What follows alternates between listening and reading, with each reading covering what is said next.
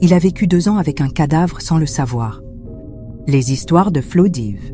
Charles était de ces hommes qui croyaient que leur argent pouvait leur offrir toutes les femmes qu'ils désiraient. Il changeait de femme chaque semaine, se vantant toujours d'être irrésistible et séduisant. Une nuit, alors qu'il arpentait les rues à la recherche d'une femme pour passer le week-end, il vit une belle demoiselle. Il s'arrêta à sa hauteur et baissa la vitre. « Bonjour, beauté.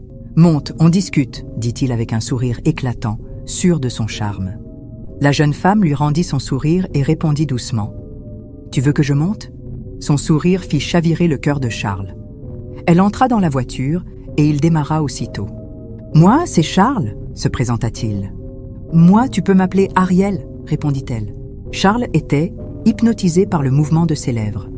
Il acquiesça distraitement et continua à conduire. En arrivant devant sa maison, il réalisa qu'il n'avait pas discuté du prix. « Mais je ne peux pas laisser passer cette fille. Je verrai combien elle demandera après, » pensa-t-il. Ariel lui sourit encore une fois. Il sentit son cœur s'accélérer. « Pourquoi est-ce que je ressens ça pour une étrangère ?» se demanda-t-il. « Ta maison est magnifique, » dit-elle d'une voix douce. « Oh, entre !» répondit Charles en lui ouvrant la porte. Elle entra et observa son salon avec satisfaction. Charles était un grand entrepreneur, mais il refusait de se marier, préférant séduire chaque belle femme qu'il croisait. En tant que fils aîné, sa famille le pressait de s'installer, mais il s'y opposait farouchement. C'est ainsi qu'il continuait, même à son âge avancé, à ramener des femmes chez lui. Ariel passa le week-end chez Charles, et le reste appartient à l'histoire. 2 ans plus tard, Ariel vivait toujours avec lui, mais désormais en tant que sa femme. Sa famille ne cessait de lui demander de la leur présenter, mais il trouvait toujours une excuse pour éviter cette rencontre.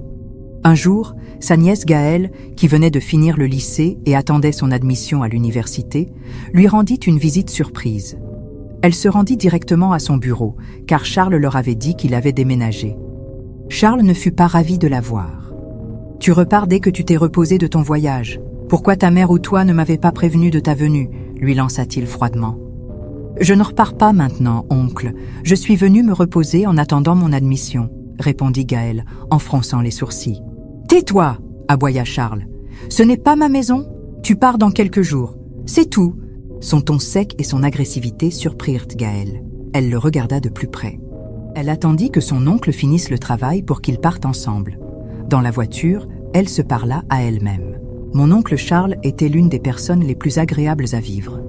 Pourquoi a-t-il l'air si étrange? Qu'est-ce qui a changé ?» murmura-t-elle pour elle-même. Il avait l'air pâle et négligé. Était-ce sa relation amoureuse? Ou bien traversait-il une mauvaise passe? Ses pensées furent interrompues par le bruit d'un klaxon, signalant l'ouverture du portail. Ils étaient arrivés de nuit, mais les lumières extérieures éclairaient l'entrée. Le portail était contrôlé à distance depuis l'intérieur de la maison. À chaque fois que Charles klaxonnait, sa femme appuyait sur le bouton pour ouvrir. Gaëlle fut émerveillée en découvrant la magnifique maison dans laquelle son oncle vivait désormais. « Oncle Charles, ta maison est splendide !» s'écria-t-elle joyeusement avant de courir vers la porte. Mais Charles la stoppa net. « Tais-toi, ma femme n'aime pas le bruit. » Gaëlle sursauta, ramenée brusquement à la réalité. « Mais qu'est-ce qui se passe ici ?» pensa-t-elle. « Attends devant la porte, elle ne va pas tarder à ouvrir » ordonna Charles. Ils restèrent debout devant la porte principale de la maison près d'1 heure. Gaëlle, excédée, se mit à pleurer. « Oncle, qu'est-ce qui se passe ici ?» demanda-t-elle, paniquée. Soudain, la porte s'ouvrit brutalement. Gaëlle poussa un soupir de soulagement et entra lentement dans la maison. Mais à peine eut-elle fait quelques pas qu'elle fut envahie par une obscurité totale. Elle sortit son téléphone pour éclairer son chemin et fut frappée par une vision d'horreur. Un énorme tas d'ordures dégageant une odeur insoutenable. Charles entra précipitamment et lui fit signe de le suivre. Il la conduisit jusqu'à la cuisine et appuya sur l'interrupteur. « Donc l'électricité fonctionne ?» demanda Gaëlle surprise. « Oui, mais ma femme préfère parfois l'obscurité » répondit Charles à voix basse. L'inquiétude de Gaëlle grandit.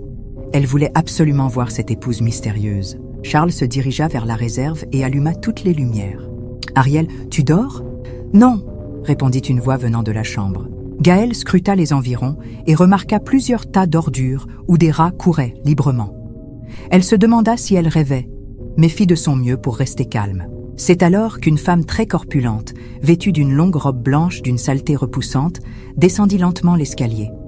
Son visage était livide, d'un blanc maladif, et elle souriait. « Tu dois être Gaël, dit-elle en dévoilant des dents si sales qu'elles en étaient presque noires. « Voici ma précieuse et magnifique épouse, Ariel, annonça fièrement Charles en l'embrassant.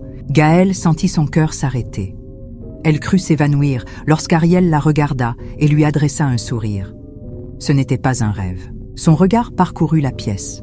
Des ossements et des carcasses d'animaux jonchèrent le sol. Certains étaient déjà en état de décomposition avancée, envahis par des asticots, tandis qu'une odeur insupportable empoisonnait l'air. « Oncle, tu ne sens pas cette puanteur » s'exclama-t-elle, sans même s'en rendre compte. « Quelle odeur ? Il n'y a aucune odeur. Ou bien essayes-tu d'insulter ma femme ?» répliqua Charles, furieux. Gaëlle, toute confuse, commença par verser des larmes. Elle n'arrivait pas à croire ce qu'elle vivait. « Mon oncle est devenu fou, ce n'est pas possible. » Un peu plus tard, Charles lui montra sa chambre. Dès qu'elle y entra, elle découvrit une pièce envahie de toiles d'araignée, comme si elle n'avait pas été habitée depuis des années.